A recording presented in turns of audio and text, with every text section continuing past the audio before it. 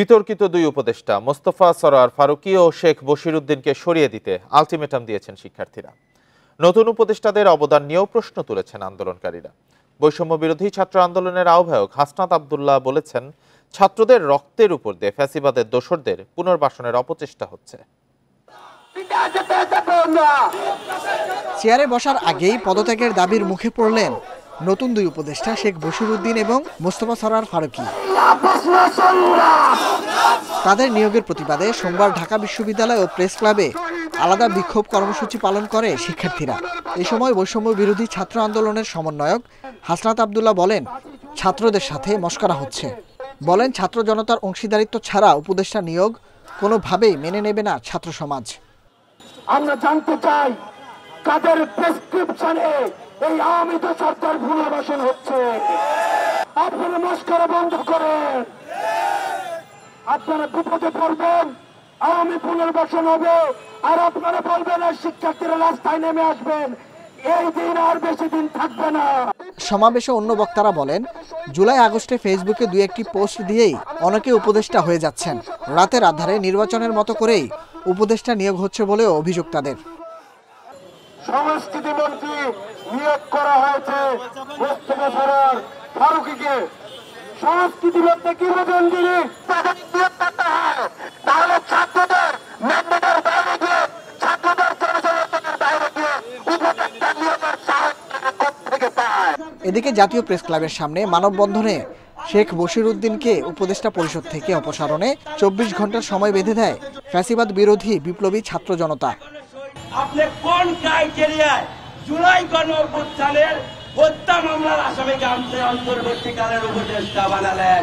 বাতিল করা না হয় তাহলে আমরা অন্তর্বর্তীকালীন সরকারের বাসভবন বঙ্গভবন ঘেরাও কর্মসূচি দিতে বাধ্য হব। বিতর্কিত উপদেষ্টাদের অপসারণ না করলে কঠোর আন্দোলনের হুঁশিয়ারিও দেয় শিক্ষার্থীরা। Nahid Kamal, independent news, Dhaka. ফ্যাসিবাদের দোসর নন বলে দাবি করেছেন নবনিযুক্ত দুই উপদেষ্টা শেখ বশিরউদ্দিন ও মোস্তফা সরোয়ার ফারুকী। বশিরউদ্দিন বলেছেন, নামের আংশিক মিল থাকলেও তিনি নিশ্চিত নন মামলাটি তার নামেই হয়েছে কিনা। অন্যদিকে সংস্কৃতি উপদেষ্টা মোস্তফা সরোয়ার ফারুকী দাবি করেন তিনি আন্দোলনে ছিলেন। ফেসবুক দেখে বিভ্রান্ত না হওয়ার আহ্বান জানান। রোববার সন্ধ্যায় অন্তর্বর্তী সরকারের উপদেষ্টা হিসেবে শপথ নেন আরও 3 উপদেষ্টা। এরই মধ্যে নতুন দুই উপদেষ্টা শেখ বশির ও মোস্তফা সরোয়ার ফারুকীর নিয়োগ নিয়ে সমালোচনার ঝড় ওঠে। বিক্ষোভ সমাবেশ ও মানববন্ধন করে বৈষম্য বিরোধী ছাত্র আন্দোলন ও ঢাকা বিশ্ববিদ্যালয়ের শিক্ষার্থীরা। আন্দোলনকারীদের দাবি, অভ্যুত্থানের সময় শেখ বশির ছাত্র জনতার বিপক্ষে ছিলেন। তার নামে শিক্ষার্থী হত্যার দায়ে মামলাও হয়েছে। তবে নিজেকে নির্দোষ দাবি করেন বশিরউদ্দিন। তারা আন্দোলন করেছে, তাদের আবেগের সাথে আমার কোনো দ্বিমত নাই। আবেগ ইজ রাইট, বাট আমার ধারণা ওনারা মিস ইনফর্ম। আমার বাবার নামের কিছু সঙ্গতি আছে, কিছু অসঙ্গতি আছে। সো এটাকে আসলে আমি কিনা আমি এখনো নিশ্চিত না আর কি, বাট আমরা নিশ্চিত হলে অফকোর্স এটা লিগ্যালি ফেস করা হবে। এদিকে বিএনপি নেতা মেজর হাফিজের প্রতিক্রিয়ায় আরেক উপদেষ্টা মোস্তফা সরোয়ার ফারুকী বলেন, সোশ্যাল মিডিয়া দেখে বিভ্রান্ত হয়েছেন কেউ কেউ, কিন্তু 2018 সালের নির্বাচনের আগে সড়ক আন্দোলনে সক্রিয় ছিলাম বলেও প্রতিক্রিয়া দেন তিনি। হাফিজ সাহেবকে আমি খুবই শ্রদ্ধা করি। উনি বাংলাদেশ সৃষ্টির পেছনে যুদ্ধ করেছেন। উনি অনলাইনের প্রপাগান্ডা দ্বারা বিভ্রান্ত হয়েছেন, এছাড়া আর কিছুই নয়। আমি কি এটা জানার জন্য আমার কাজ দেখতে হবে। এই আন্দোলনটাকে আমরা কতদূর নিতে পারবো, এটা আমরা কোটা আন্দোলনের চেষ্টা করেছি, নিরাপদ সড়ক আন্দোলনের চেষ্টা করেছি, সব জায়গায় চেষ্টা করেছি। এটা ইতিহাস ঘাটলে পাওয়া যাবে। দৃশ্যমান পরিবর্তন কিভাবে সম্ভব সে বিষয়ে 1 বছর মেয়াদী পরিকল্পনার কথাও জানান উপদেষ্টা ফারুকী। রেজওয়ানুল হক, ইন্ডিপেন্ডেন্ট নিউজ, ঢাকা। আওয়ামী লীগ সরকারের 2 এমপি এবং দলটির সহযোগী সংগঠন যুবলীগের এক সাংগঠনিক সম্পাদককে রাজধানীর বিভিন্ন এলাকা থেকে গ্রেপ্তার করেছে আইনশৃঙ্খলা বাহিনী। এর মধ্যে বরগুনা 1 আসনের সাবেক এমপি ধীরেন্দ্র দেবনাথ শম্ভুকে উত্তরার গ্রেপ্তার করে ঢাকা মহানগর গোয়েন্দা পুলিশ। তার বিরুদ্ধে ছাত্র আন্দোলনে হতাহতের ঘটনায় বেশ কটি মামলা রয়েছে। নরসিংদী 3 আসনের সাবেক এমপি ও যুবলীগের প্রেসিডিয়াম সদস্য সিরাজুল ইসলাম মোল্লাকে আটক করেছে সেনাবাহিনী ও পুলিশ। সোমবার সন্ধ্যায় রাজধানীর আসাদ গেট থেকে আটকের পর তাকে মোহাম্মদপুর থানায় হস্তান্তর করা হয়। তার বিরুদ্ধেও বৈষম্য বিরোধী ছাত্র আন্দোলনে হত্যাকাণ্ডের একাধিক মামলা রয়েছে। এছাড়া বনানীর ২৭ নম্বর রোড থেকে গ্রেপ্তার হন যুবলীগের সাংগঠনিক সম্পাদক ডক্টর শামীম আল সাইফুল সোহাগ।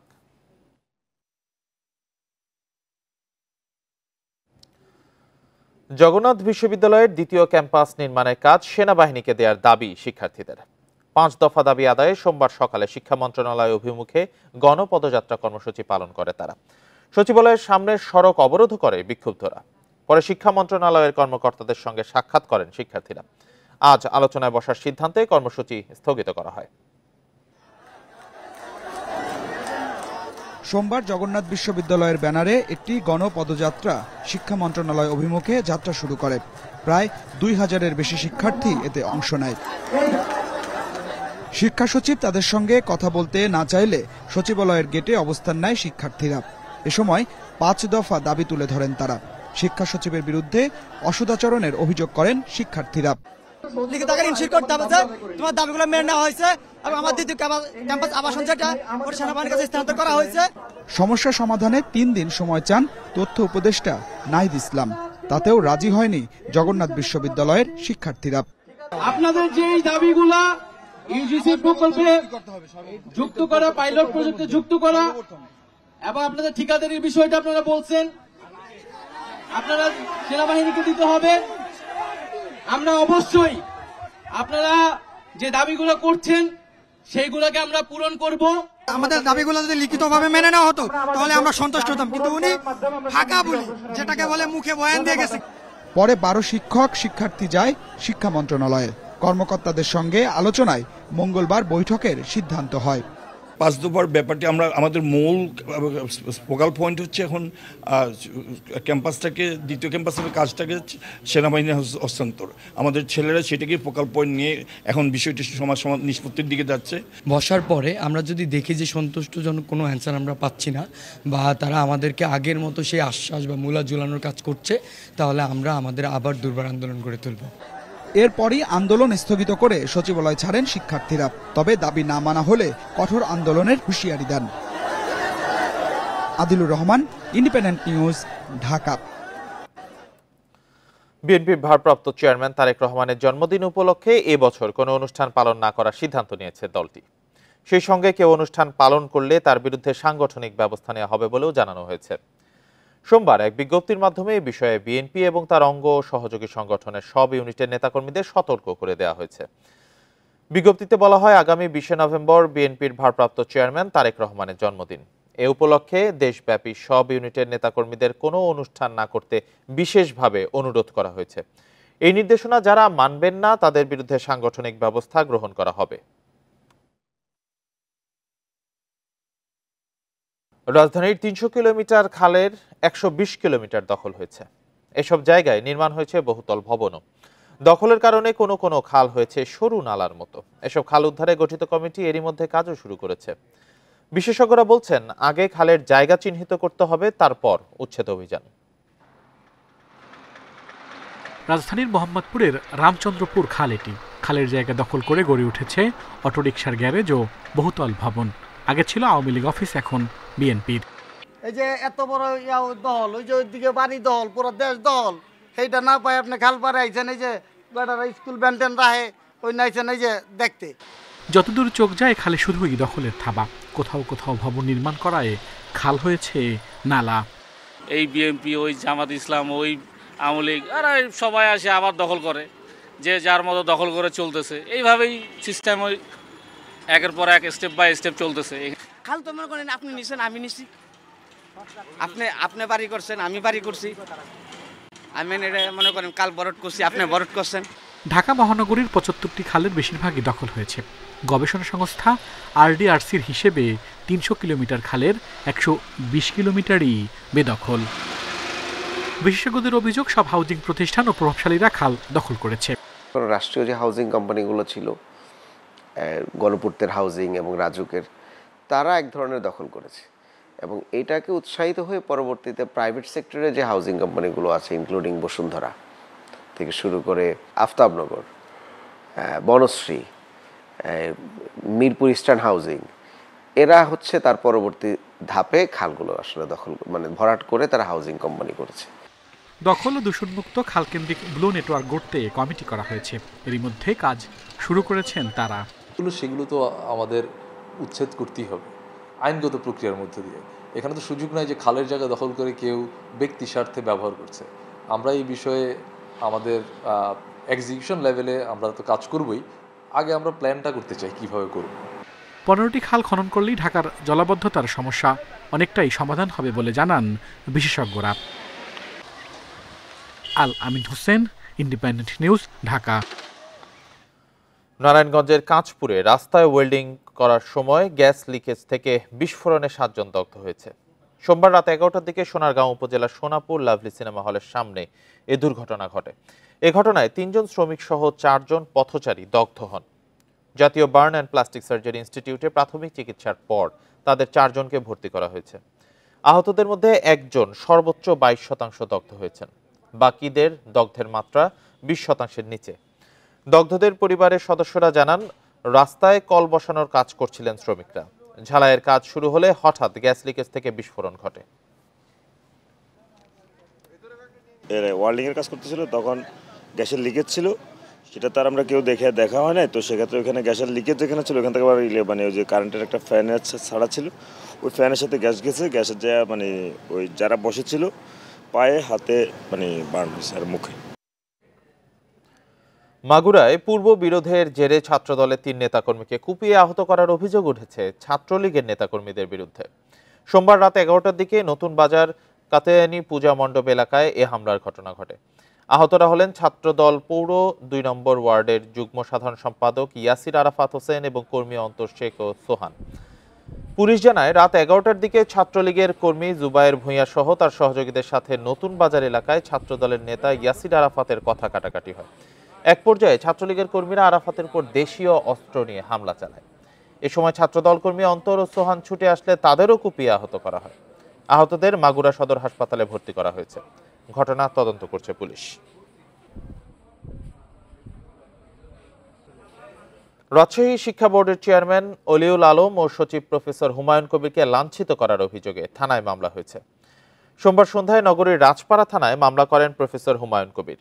শিক্ষা বোর্ডের চেয়ারম্যান অলিউল আলম জানান, দুপুরে বোর্ড ভবনে 2 কর্মকর্তা সন্ত্রাসীদের দিয়ে তাকে ও সচিবকে লাঞ্ছিত করে। পরে প্রতিরোধের মুখে সন্ত্রাসীরা পালিয়ে যায়। এ ঘটনায় অভিযুক্ত 2 কর্মকর্তাকে সাময়িক বরখাস্ত করা হয়েছে।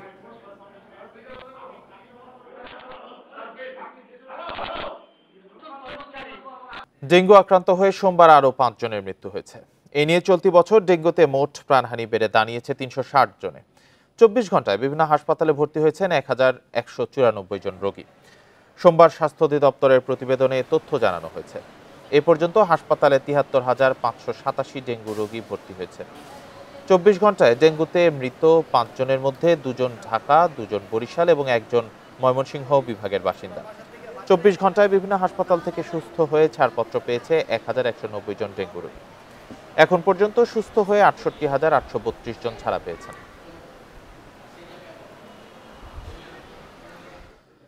পোশাক শ্রমিকদের বকেয়া বেতনের প্রথম কিস্তি দেওয়া হবে রোববারের মধ্যে, আর বাকি টাকা নভেম্বরের মধ্যে পরিশোধ করা হবে বলে জানিয়েছেন শ্রম সচিব AHM শফিকুজ্জামান।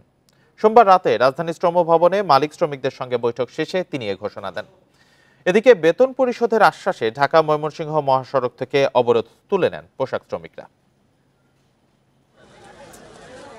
বকেয়া বেতন আদায়ে গাজীপুরে 3 দিন ধরে ঢাকা ময়মনসিংহ সড়ক অবরোধ করে পোশাক শ্রমিকরা। এতে চরম ভোগান্তিতে পড়েন এ পথের যাত্রীরা। টানা 52 ঘন্টা পর সোমবার দুপুরে অবরোধ প্রত্যাহার করে শ্রমিকেরা। 2 ঘন্টা পর আবারও ঢাকা ময়মনসিংহ সড়কে অবস্থান নেয় তারা। পরিস্থিতি মোকাবেলায় রাতে জরুরি বৈঠক ডাকে শ্রম মন্ত্রণালয়। এতে সরকারের সঙ্গে অংশ নেন মালিক পক্ষ এবং শ্রমিক নেতারা। 3 পক্ষের সমঝোতায় অবরোধ প্রত্যাহারের সিদ্ধান্ত নেয় TNZ অ্যাপারেলস এর শ্রমিকরা। রাস্তাটা সবাই মিলে ছেড়ে দেন, গাড়ি সমাধান হয়ে গেছে, আর কোনো সমস্যা নাই। আমাদের নতুন চেয়ারম্যান স্যার এটা কথা দিছে, এরপরে বেতন নিয়ে আর কোনো ঝামেলা হবে না। আমরা আগামীকাল থেকে অথবা নাইলে পরশুদিন থেকে আমরা যার যার কর্মস্থলে ফিরে যাব। আপনারা দয়া করিয়া রাস্তাটা ছেড়ে দেন, সবার কাছে আমার আকুল নিবেদন। পরে শ্রম সচিব জানান, রোববারের মধ্যে ৬ কোটি টাকার বকেয়া বেতন এবং ৩০ নভেম্বরের মধ্যে বাকি ১০ কোটি টাকা পরিশোধ করা হবে। আর ডিসেম্বরের বেতন কারখানার মালিক তাদের আয় থেকে পরিশোধ করবে। এরপরেও যদি কোনোভাবে এই টিএনজেড গার্মেন্টস এই নভেম্বরের মধ্যে যদি কোনো আবার অবরোধ করে বা ইয়ে করে, তাহলে কিন্তু আমরা এই চুক্তি থেকে সরে আসব। আমি আশা করছি যে এই টিএনজেড গার্মেন্টসের এটি সমাধানটা হয়ে গেছে বলে আমি ধরে নেব, এবং আমি আশা করব যে এই শ্রমিক অসন্তোষ বা এটি যেভাবে ছড়িয়ে যাচ্ছে এটি এইভাবেই আমরা সমাধান করতে চাই। সিদ্ধান্ত মেনে নিয়ে রাত 10:15টার দিকে মহাসড়ক থেকে সরে যায় শ্রমিকরা। পরে যানবাহন চলাচল স্বাভাবিক হয়। Adilur Rahman, independent news, Dhaka. এ নিয়ে আরো জানাতে গাজীপুর থেকে যুক্ত হয়েছেন সহকর্মী আবুল হাসান। আবুল হাসান, শ্রমিকের সাথে মালিক পক্ষের কি সমঝোতা হয়েছে সেটি জানাবেন, আর শ্রমিকরা সবাই কি এই সমাধানে সন্তুষ্ট কিনা?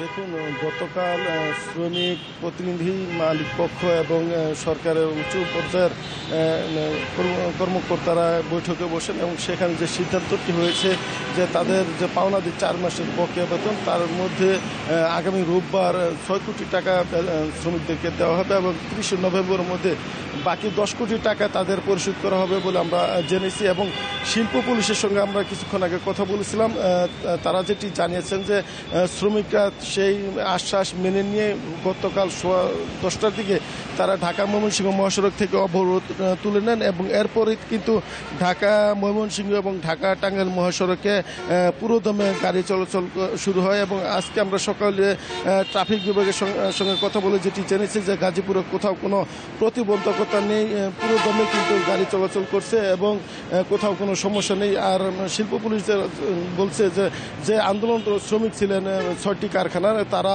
আজকে সকাল থেকেই টিএনজেড কারখানায় তারা কাজে যোগ দিয়েছেন এবং যে মালিক পক্ষের যে সিদ্ধান্ত, সেই সিদ্ধান্ত এবং সরকারের যে সিদ্ধান্ত হয়েছে যৌথভাবে, সেই সিদ্ধান্তকে তারা স্বাগত জানিয়েছেন এবং তারা বলছেন রোববারের মধ্যে যেন যে আশ্বাস দেওয়া হয়েছে সেই আশ্বাসের যেন বাস্তবায়ন হয় এবং তাদের যেন পুনরায় আবার রাস্তায় না দাঁড়াতে হয়, এই ধরনের কথা কিন্তু শ্রমিকরা বলছেন। এবং আরেকটি বিষয় আপনাকে বলে রাখি যে এই যে আন্দোলন ছিল, টানা 3 দিন গাজীপুরে সড়ক বন্ধ ছিল অবরোধের কারণে, সেই প্রেক্ষিতে গাজীপুরে কিন্তু 40টির মতো কারখানা, তৈরি পোশাক কারখানা অপ্রীতিকর ঘটনা এড়াতে গতকালও কিন্তু ছুটি ঘোষণা করে মালিকপক্ষ।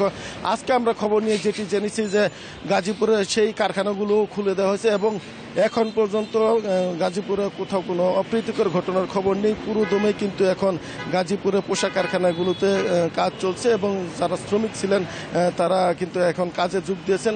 মোটামুটি গাজীপুরের যে শিল্পাঞ্চল সেটি শান্ত রয়েছে এবং মহাসড়ক দিয়ে স্বাভাবিক গতিতে এখন গাড়ি চলাচল করছে এবং ট্রাফিক বিভাগ এবং গাজীপুর মহানগর পুলিশ, শিল্প পুলিশ সবাই কিন্তু গত 3 দিন এই যারা শ্রমিক আন্দোলন করেছিলেন তাদের নিবৃত্ত করার জন্য বারবার চেষ্টা করেন এবং গতকাল তারা কিন্তু দুপুর 2:30টার দিকে প্রথমবার অবরোধ প্রত্যাহার করেন বেতন পরিশোধের আশ্বাসে, কিন্তু তারপর আবার 4:30টার দিকে তারা আবার আন্দোলন সংগ্রাম শুরু করেন এবং রাত 10:15 পর্যন্ত তারা কিন্তু এই আন্দোলন চালিয়ে যান এবং সড়ক অবরোধ করে রাখেন এবং সেখানে শিল্প পুলিশ এবং সেনাবাহিনীর সদস্য সহ বিপুল সংখ্যক আইনশৃঙ্খলা বাহিনীর সদস্য তাদের শ্রমিকদেরকে বোঝানোর চেষ্টা করেন। পরে 10:15টার দিকে সরকারের উচ্চ পর্যায়ের বৈঠকের ফলে যে সিদ্ধান্ত হয় সেই সিদ্ধান্ত মেনে নিয়েই কিন্তু শ্রমিকরা তাদের বাসা বাড়িতে চলে যান এবং আজকে সকাল থেকে তারা যথারীতি কাজে যোগ দিয়েছেন বলে আমরা জানতে পেরেছি। এই ছিল গাজীপুরের পোশাক কারখানা আন্দোলনের সর্বশেষ খবর। শ্রমিক অবরোধ প্রত্যাহারের বিষয়ে গাজীপুর থেকে জানাচ্ছিলেন সহকর্মী আবুল হাসান। শেয়ার প্রতি আয় 8-9 টাকার বেশি, তবে বিনিয়োগকারীরা লভ্যাংশ পেয়েছে 1.5 টাকারও কম। আবার 1 টাকার বেশি আয় হলেও কোনো লভ্যাংশে দেয়নি শেয়ার বাজারে তালিকাভুক্ত অনেক কোম্পানি। লভ্যাংশ দেওয়ার ক্ষেত্রে এমন অনিয়মে হতাশ বিনিয়োগকারীরা। এতে কোম্পানিগুলোর প্রতি মানুষের আস্থা কমে দীর্ঘমেয়াদী অর্থায়ন বাধাগ্রস্ত হচ্ছে বলছেন বিশ্লেষকরা। পুঁজিবাজারে তালিকাভুক্ত অনেক কোম্পানি তাদের বিনিয়োগকারীদের জন্য গত অর্থবছরের লভ্যাংশ ঘোষণা করেছে। তবে শেয়ার প্রতি তাদের আয় ভালো হলেও বিনিয়োগকারীদের লভ্যাংশ দেয়া হয়েছে নামমাত্র। 2023-24 অর্থবছরে শেয়ার প্রতি 8 টাকা 73 পয়সা মুনাফা করে কনফিডেন্স সিমেন্ট, তবে বিনিয়োগকারীদের দিয়েছে মাত্র 1 টাকা বা 10%। অলিম্পিক ইন্ডাস্ট্রিজ 9 টাকার বেশি আয় করে লভ্যাংশ দিয়েছে 1 টাকা, আর বিএসসি 16 টাকার বেশি আয় করলেও লভ্যাংশ দিয়েছে মাত্র 2.5 টাকা। এছাড়া নাবানা ফার্মা 1 টাকা 40 পয়সা, জেনিক্স ইনফোসিস 3 পয়সা, সিপার্ল 7 পয়সা লভ্যাংশ দিলেও আয় করেছে 2 টাকার বেশি। এদিকে ব্যবসায়িক পারফরমেন্স দেখিয়ে বসুন্ধরা পেপারস মিল বিনিয়োগকারীদের কাছে প্রতিটি শেয়ার 72 টাকায় বিক্রি করে। শেয়ার প্রতি 1 টাকা 10 পয়সা আয় করলেও কোনো লভ্যাংশ দেয়নি তারা। 10 বছরের জন্য যে আমি বিনিয়োগ করব, আমি কোন কোম্পানিতে করব? 10 বছর পরে তো এখন যে কোম্পানি আমাকে 5% দিচ্ছে, 10 বছর পরে তো জেড গ্রুপে চলে যাবে, তো ডিভিডেন্ডে দিতে পারবে না। তাহলে এখানে দীর্ঘমেয়াদী বিনিয়োগের রাস্তাটা বন্ধ করে দেওয়া হয়েছে এই দুর্বল কোম্পানিগুলোকে দিয়ে। আমরা একটা কোম্পানি আর্ন করবে, আর্ন করে যদি শেয়ার হোল্ডারকে সেটা না দেয়, তাহলে এটাকে শেয়ার হোল্ডার আর্নিংসটা দেখে থার্ড কোয়ার্টার পর্যন্ত তারা দেখে কিন্তু তারা বিনিয়োগ সিদ্ধান্তে যায়, তখন তারা কিন্তু অনেকটা ডিপ্রাইভ হয়। আমাদের যেহেতু এগুলোকে তারা মিস ইউজ করে, তাহলে এটাকে আসলে সত্যি অর্থে কীভাবে বিনিয়োগকারী বান্ধব করা যায় তার একটা প্রচেষ্টা আমাদের থাকবে। যেসব কোম্পানির আয় ভালো কিন্তু বিনিয়োগকারীদের বঞ্চিত করেছে, তাদের জবাবদিহির আওতায় আনার আশ্বাস নিয়ন্ত্রক সংস্থার। পর্যায়ক্রমে ডাকা হবে, এটার তালিকা করা হচ্ছে। যৌক্তিক ব্যাখ্যা যদি তারা দিতে পারে তাহলে হয়তোবা সেই ক্ষেত্রে কোনো সমস্যা নাই। যৌক্তিক ব্যাখ্যা দিতে না পারলে আগামীতে যাতে যে তারা বেটার ডিভিডেন্ড দিতে পারে সেই ব্যাপারে তাদেরকে বিভিন্নভাবে অনুপ্রাণিত করা হবে। বিনিয়োগকারীদের আস্থা ফেরাতে বাজারে সুশাসন নিশ্চিতের তাগিদ দিয়েছেন বিশ্লেষকরা। তৌহিদ রানা, ইন্ডিপেন্ডেন্ট নিউজ, ঢাকা। লালমনিরহাটের 5 গ্রামে ট্রেনে কাটা পড়ে 4 জনের মৃত্যু হয়েছে। সোমবার সন্ধ্যায় জোংরা ইউনিয়নের ইসলামনগর এলাকায় দুর্ঘটনা ঘটে। নিহতরা হলেন ইসলামনগর এলাকার মকবুল হোসেন, আজিজার রহমান, আব্দুর ওহাব ও মোবারক হোসেন। স্থানীয়রা জানান, রেল লাইনে বসে প্রতিদিনের আয়ের টাকা ভাগ বাটোয়ারা করছিলেন। তখন বুড়িমারি থেকে ছেড়ে আসা লালমনিরহাটগামী করতোয়া এক্সপ্রেস ট্রেনটি যাচ্ছিল। ট্রেনের ধাক্কায় ঘটনাস্থলে 4 জনই মারা যান। ধান মারাই মেশিনের শব্দে তারা ট্রেনের শব্দ শুনতে পাননি বলে জানান স্থানীয়রা। ওরা 4 জনই শ্রমিক। ধান কাটা শেষ করে ওরা আসলে নামাজ পড়ে ওই পাশেই আলাউদ্দিননগর রেল স্টেশনের পাশেই বসে ওরা টাকা ভাগাভাগি করতেছিল। এই সময় ট্রেন আসছে, ওরা বুঝতে পারেনি, কারণ পাশে একটা ধান মারাই করা মেশিন চলতেছিল। ট্রেনের ধাক্কায় তারা ঘটনাস্থলেই মারা যায়। কুমিল্লা ও রংপুর সিটি কর্পোরেশনে দিন দিন বাড়ছে ব্যাটারি চালিত অটোরিকশা। 2 সিটি মিলিয়ে এই সংখ্যা 80,000-এর উপরে। লাইসেন্সবিহীন এসব যানের কারণে সড়কে বাড়ছে বিশৃঙ্খলা। সিটি কর্পোরেশন অটোরিকশা অপসারণের ভাবনা তুলে ধরলেও বাস্তবে বাড়ছে অটোরিকশা। কুমিল্লা সিটি কর্পোরেশনের 10,000 প্যাডেল চালিত রিকশার অনুমোদন আছে, তবে সেসব রিকশা এখন নেই। সবগুলো রূপ নিয়েছে ব্যাটারি চালিত অটোরিকশায়। এর বাইরে আছে আরও 20,000 অনুমোদনহীন ইজি বাইক।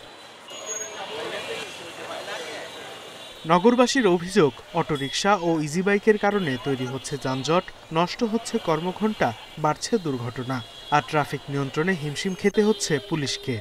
দিন দিন অবস্থা ভয়াবহ ধারণ করছে। এর থেকে এখন আমরা কিভাবে পরিত্রাণ পাবো আমরা নিজে বুঝতে পারতেছি। যারা 2 লাইন করে 3 লাইন করে রাস্তা প্রতিবন্ধকতা করতেছে তাদের বিরুদ্ধে ব্যবস্থা নিচ্ছি।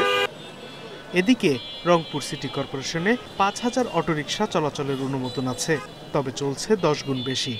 যারা লাইসেন্স নাই তারা তো দিব্যি চলতেছে, আর আমাদের লাইসেন্স আছে, এরপর আমরা ভাড়া মারতে পারতেছি না। বিভিন্ন জেলা উপজেলা পর্যায়ে যে লাইসেন্স ছাড়া যে গাড়িগুলো আছে, এই গাড়িগুলো এখন এই সিটির ভেতরে আসে চালাচ্ছে। দিন দিন সংখ্যা বাড়লেও অটোরিকশা অপসারণে বিভিন্ন পদক্ষেপ নেওয়া হচ্ছে বলে দাবি সিটি কর্পোরেশনের। কারা আমাদের অনুমোদিত মানে লাইসেন্স প্রাপ্ত সেগুলো আমরা আইডেন্টিফাই করব, এবং আমাদের নতুন এক্সিকিউটিভ ম্যাজিস্ট্রেট সাহেব আসছেন, উনিও ড্রাইভে বেরোবেন, অভিযান পরিচালনা করবেন, যাতে আমরা শহরটাকে একটু স্বাচ্ছন্দ্যে চলাফেরার জন্য উপযোগী করে তুলতে পারি। সড়কে শৃঙ্খলা ফেরাতে প্রয়োজনীয় ব্যবস্থা নেওয়ার দাবি কুমিল্লা ও রংপুর সিটির বাসিন্দাদের। Sadequr Rahman Siddiqui, independent news. গেল 16 বছরে চট্টগ্রাম মহানগরীতে নতুন কোনো আবাসন প্রকল্প তৈরি করতে পারেনি চট্টগ্রাম উন্নয়ন কর্তৃপক্ষ। সবশেষ 2 প্রকল্প এরই মধ্যে পরিত্যক্ত হওয়ার পথে, বাকিগুলো নানা সমস্যায় জর্জরিত। এসব প্রকল্পে এখনও ঘরবাড়ি তৈরি করতে পারছে না ভূমি মালিকরা। যদিও সিডিএ বলছে আবাসন প্রকল্পগুলো সচল করতে বিকল্প ব্যবস্থা নেওয়া হচ্ছে। প্রতিষ্ঠার পর 60 বছরে নগরীতে 12টি আবাসিক এলাকা তৈরি করেছে চট্টগ্রাম উন্নয়ন কর্তৃপক্ষ সিডিএ, যার 2/3 প্লট এখনও খালি। এর মাঝে কর্ণফুলী ও সলিমপুর আবাসিক এলাকা অনেকটাই পরিত্যক্ত। প্রকল্পে বরাদ্দ পাওয়া ভূমি মালিকরা বলছেন প্লট বানিয়েই দায়িত্ব শেষ করেছে সিডিএ। আবাসিক এলাকায় নিরাপত্তা, বিদ্যুৎ, পানির মতো মৌলিক নাগরিক সুবিধা তৈরির ক্ষেত্রে সংস্থাটি যথাযথ পদক্ষেপ নিতে ব্যর্থ। এছাড়া সিটি কর্পোরেশনকে কয়েকটি প্রকল্প হস্তান্তরও করা হয়নি। সিডিএ প্লট দিলেও আমাদেরকে রেজিস্ট্রেশন দিলেও এটাকে সিডিএ যে ইউটিলিটি বা বিভিন্ন অফিসিয়াল জিনিসগুলো আমাদের দেওয়ার কথা সেগুলো তারা কিছুই করে না। বিশেষজ্ঞরা বলছেন আবাসিক এলাকা তৈরির আগে সম্ভাব্যতা যাচাই করা হয়নি, ফলে 4টি এলাকা বর্ষায় জোয়ারের পানিতে তলিয়ে যায়। এছাড়া সলিমপুর আবাসিকে নিরাপত্তা ও যাতায়াত সংকট এবং কর্ণফুলী আবাসিকে সুপেয় পানির সংকট রয়েছে, বাকিগুলো নানা সংকটে ধুঁকছে। যদি এই ফিজিবিলিটি স্টাডি করা হতো ভালোভাবে, তাহলে কর্ণফুলীতে এই প্রশ্নটা আগেই আসতো যে এখানে পানি পাওয়া যায় না, এবং সলিমপুরে এই প্রশ্নটা আসতো সামাজিকভাবে এই জায়গায় এখনও প্রস্তুত না মানুষ যাওয়ার জন্য। এসব প্রকল্পে বিকল্প উপায়ে ভূমি মালিকদের সেবা দেওয়ার কথা জানিয়েছে সিডিএ। আমরা ওটা ভান্ডারজুরি প্রকল্পের মাধ্যমে সমাধান করার চেষ্টা করছি। ওয়াসার সাথে আমরা বসেছি এবং ওয়াসার প্রাক্তন যে এমডি ছিলেন তিনি আমাদেরকে কোনো সহযোগিতা করেন নাই। আশা করছি বর্তমান সরকারে যে আমাদের প্রশাসক নেওয়া হয়েছে উনি আমাদেরকে সহযোগিতা করবে। ওই ওয়াসার যদি সাপোর্টটা আমরা পাই তাহলে এই আবাসিকরা কিন্তু পুনরুদ্যমে চালু করতে পারবে। আবাসিক প্রকল্প বাস্তবায়ন করতে না পারায় বড় আয় হারাচ্ছে সিডিএ। অনুপম শীল, ইন্ডিপেন্ডেন্ট নিউজ, চট্টগ্রাম। পার্বত্য জেলা খাগড়াছড়িতে শীত মৌসুম আসার আগেই বেড়ে গেছে ঠান্ডাজনিত নানা রোগের প্রকোপ। ধারণ ক্ষমতার কয়েক গুণ বেশি রোগী ভর্তি সদর হাসপাতালে। শয্যা সংকটে বারান্দায়ও চলছে চিকিৎসা। রোগীদের বেশিরভাগই শিশু। জনবল সংকটে সেবা দিতে হিমশিম খাচ্ছেন চিকিৎসক ও নার্স। খাগড়াছড়ি আধুনিক সদর হাসপাতালে শ্বাসকষ্ট, জ্বর নিয়ে প্রতিদিনই আসছে নতুন রোগী। দেখা দিয়েছে নিউমোনিয়া ও ডায়রিয়ার প্রকোপও। ওয়ার্ডে জায়গা না হওয়ায় চিকিৎসা চলছে বারান্দাতেও। গত কয়েকদিন ধরে অতিরিক্ত রোগী আসায় তৈরি হয়েছে শয্যা সংকট। 15 শয্যার শিশু ওয়ার্ডে রোগী আছে অর্ধশতাধিক। প্রতিদিন বহির্বিভাগে কয়েকশো রোগীকে দেয়া হচ্ছে চিকিৎসা। একজন রোগী অনেক ঠান্ডা ছিল, এখন ভালো আছে। জনবল কম থাকায় বাড়তি রোগীর চাপ সামলাতে হিমশিম খাচ্ছেন হাসপাতালের কর্মীরা। এখনো পর্যন্ত জনবল পর্যাপ্ত পরিমাণে না থাকার কারণে আমরা এত রোগীর সঠিক পরিমাণে যে সেবাটা দেওয়া প্রয়োজন তাদেরকে সে সেবাটা আমরা দিতে পারছি না। শহরের তুলনায় দুর্গম এলাকার মানুষ অসুস্থ হচ্ছে বেশি। শিশুদের সুস্থতার জন্য সতর্কতার পরামর্শ চিকিৎসকদের। অনেক দুর্গম এলাকায় যারা বসবাস করে ওইসব এলাকাতে আগত বাচ্চাগুলো অনেক বেশি খারাপ হয়ে আসছে। আর এক্ষেত্রে বাচ্চার মায়েদের প্রতি আমাদের অনুরোধ থাকবে, বিশেষ করে এই সময়ে বাচ্চার যত্নটা আবশ্যক, বিশেষ করে পরিষ্কার পরিচ্ছন্নতাটা। এই পরিষ্কার পরিচ্ছন্নতার মাধ্যমে আমাদের নিউমোনিয়া থেকে শুরু করে ডায়রিয়া পর্যন্ত আমরা প্রতিরোধ করতে পারি। ঠান্ডাজনিত রোগে আক্রান্ত হলে দ্রুত চিকিৎসকের পরামর্শ নেওয়ার কথা বলছেন বিশেষজ্ঞরা। Independent news. সিরাজগঞ্জের উপসহকারী ভূমি কর্মকর্তা রেজাউল করিমের বিরুদ্ধে সরকারি জলাধারের মুখ বন্ধ করে বাড়ি নির্মাণের অভিযোগ উঠেছে। এতে চাষের অযোগ্য হয়ে পড়েছে প্রায় 100 বিঘা আবাদি জমি। এদিকে এ বিষয়ে ব্যবস্থা নেওয়ার আশ্বাস দিয়েছে কৃষি বিভাগ ও উপজেলা প্রশাসন। তবে অভিযোগের বিষয়ে কোনো মন্তব্য করতে রাজি হননি রেজাউল করিম। তিনি বৈষম্য বিরোধী আন্দোলনে হত্যা মামলারও এজাহারভুক্ত আসামি। সিরাজগঞ্জের কামারখন্দ উপজেলার দশশিকা গ্রামের এই বাড়িটি বেলকুচি উপজেলার দৌলতপুর ইউনিয়ন ভূমি অফিসের উপসহকারী ভূমি কর্মকর্তা রেজাউল করিম তালুকদারের। তার বিরুদ্ধে সরকারি জলাধারের মুখ বন্ধ করে নির্মাণের অভিযোগ উঠেছে। এতে সামান্য বৃষ্টিতেই পানি জমে ফসলি জমি ডুবে থাকে 12 মাস। তাই প্রায় 100 বিঘা ফসলি জমি চাষাবাদে বিপাকে স্থানীয় কৃষকেরা। তাদের অভিযোগ, আওয়ামী লীগ শাসন আমলে প্রভাবশালী নেতাদের ছত্রছায়ায় তৈরি করা হয় বাড়িটি। এরপর জলাধারের মুখ বন্ধ করে দেয়া হয়, মানা হয়নি এসিল্যান্ড, ইউএনও ও কৃষি কর্মকর্তার নির্দেশনাও। সরকারি রাস্তা মাটি ফেলা রেজাবরট করে রেখেছে, সেখানে পানি বাড়ার পড়তেছে। বাড়ি নেওয়ার কারণে আটকা দেওয়ার পরে ওখানে বৃষ্টির পানিতে জলাবদ্ধতা হয়ে যাওয়ার পরে আর কোনো ফসল হয় না। জলাবদ্ধতা দূর করে কৃষকের জমি আবাদের জন্য দ্রুত ব্যবস্থার আশ্বাস দিলেন উপজেলার কৃষি কর্মকর্তা। জমিটাকে আবাদযোগ্য করার জন্য আমরা উপজেলা প্রশাসনের সাথে কথা বলবো এবং যত দ্রুত সম্ভব এই কৃত্রিম জলাবদ্ধতা বা যেটি হোক এটা একটা সমাধানের একটা পথ আমরা বের করার চেষ্টা করব। সরকারি জলাধার উন্মুক্ত করে পানি প্রবাহ স্বাভাবিক ও দখলদারদের বিরুদ্ধে আইনি ব্যবস্থা নেওয়ার কথা জানিয়েছে উপজেলা প্রশাসনও। আমরা এই বিষয়ে যথাযথ তদন্ত করব এবং যদি ওখানে খাস জমি থেকে থাকে আমরা উদ্ধারপূর্বক সেখানে আমরা আবার যাতে পানি জলপ্রবাহ ঠিক থাকে আমরা সেই ব্যবস্থা গ্রহণ করব। ওনাকে নোটিশও দেওয়া হয়েছিল ওটা ছাড়ার জন্য, যদি উনি স্বেচ্ছায় এখন না গেলে সেটা আমরা আইনি ব্যবস্থা নেব। জলাবদ্ধতার আগে এসব জমিতে ইরি, বোরো ধান, পাট, সরিষা, তিল সহ নানা ফসল আবাদ করা হতো। Independent news.